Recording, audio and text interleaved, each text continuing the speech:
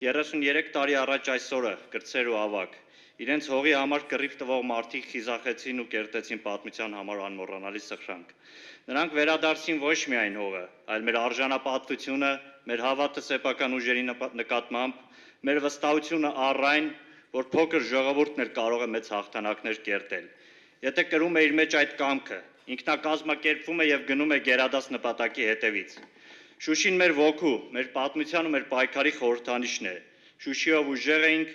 առանց Շուշիի նույնը չենք։ Պետք է ձգտենք դառնալ նույնը։ Այս հարթակում միավորվող ոչ փոքրաթիվ երիտասարդների մեջ մենք դեռ չենք հանդիպել որևէ մեկին, ով համարում է, որ այդ պայծառ ու լուսավոր բերդաքաղաքը Արցախ աշխարհը մերը չէր ու չի էլ լինելու։ Նորերն էլ են գալու, նույն արժեքներով եւ արժանապատվորեն մտածող։ Ուրեմն Հայաստանի Հանրապետության քաղաքական իշխանությունների կողմից եւ նրանց պրոպագանդիստների կողմից բոլոր ներդրված ջանքերը, որ միակ ելքը անձնատվությունն է ու հայրենիքի շարունակական վաճառքը, ապարդյուն է։